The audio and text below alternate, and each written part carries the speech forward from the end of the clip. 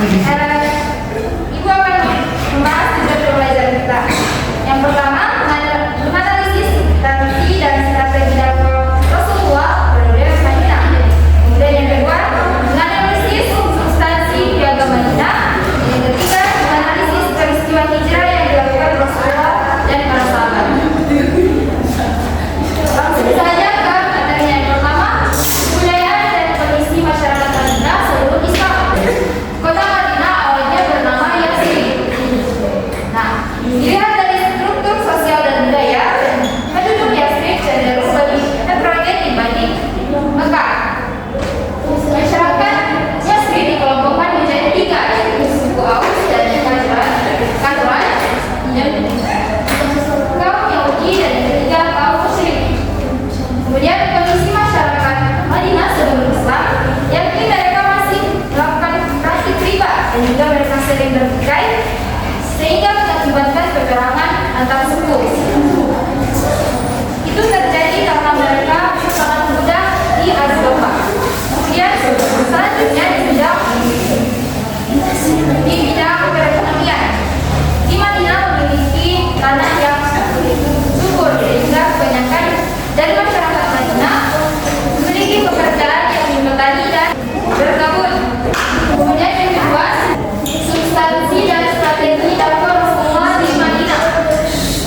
Langkah-langkah pertama yang dilakukan Rasulullah pada saat di Madinah, yang pertama membangun masjid, yang kedua mempersatukan suku Aus dan Khazraj yang sering bertikai, yang ketiga Rasul mampu mempersaudarakan kaum Muhajirin dan kaum Ansar, dan yang keempat Rasul berhasil menanamkan nilai-nilai moral pada penduduk Madinah, dan yang kelima Rasul juga mampu membentuk tatanan masyarakat yang sangat baik di Madinah. Kemudian yang ketiga, peristiwa penting dalam dakwah Rasulullah periode Madinah. Pertama, piagam Madinah. Rasulullah SAW membentuk suatu perjanjian yang melindungi hak-hak asasi terhadap golongan Yahudi dan suku-suku yang ada di Madinah, dan juga kaum Muhajirin serta Ansar. Yang kedua, respon Rasulullah terhadap kaum kafir Quraisy.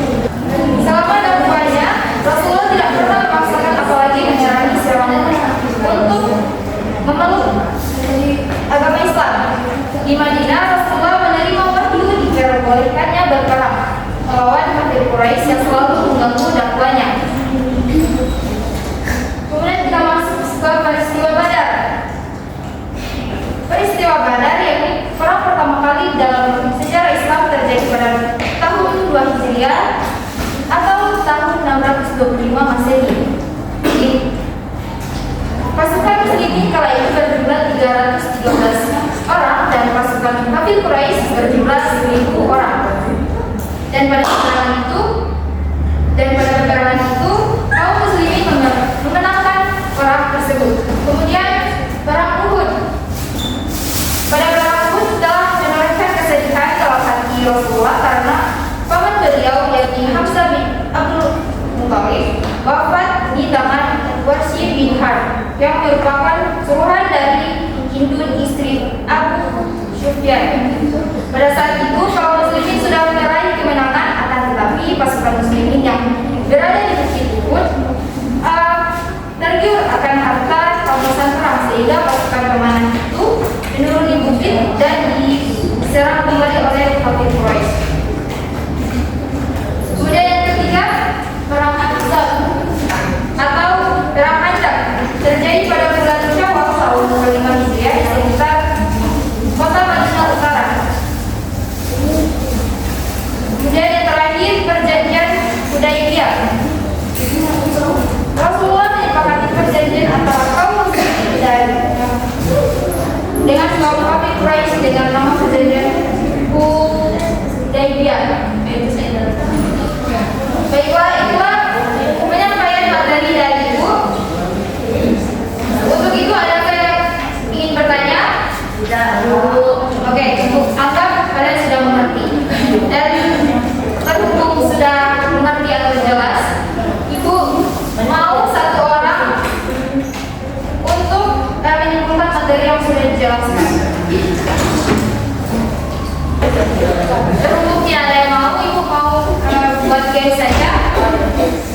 Dengan spidol ini, ibu kasih ke satu orang, dan dia juga akan umur paling pertama. Nanti terdiri jangan tahu. Tahu? Nah, ayo. Turut dengan belai mulai apa indahmu catat merah kuning hitam di langit yang biru melukismu aku biar terangkan mulai cintamu.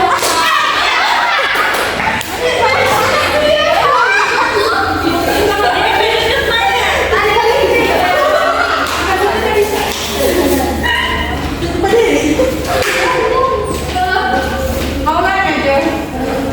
Ayo Cantika. Ibu juga untuk satu orang untuk apa? Oh, ada dua. Tunjuk. Berdoa Persilahkan kepada Ayu. Jadi kesimpulan dari materi pertemuan Islam Rasulullah periode Madinah. Yang pertama, masyarakat Madinah itu sebelum Islam datang dibagi ke dalam 3 kelompok, yaitu suku Aus dan Khazraj, kaum Yahudi dan kaum musyrik. Lalu periode dakwah di Madinah Rasulullah SAW membentuk suatu perjanjian yang melindungi hak-hak asasi manusia terhadap golongan Yahudi dan suku-suku yang ada di Madinah dan juga kaum Muhajirin serta Ansor. Perjanjian ini kemudian dikenal dengan nama Piagam Madinah. Lalu Rasulullah SAW menyepakati sebuah perjanjian antara kaum muslimin dan kaum kafir Quraisy dengan nama Perjanjian Hudaybiyah. Lalu yang terakhir, sampai dakwah Rasulullah SAW di Madinah antara lain untuk membangun masjid, mempersatukan suku Aus dan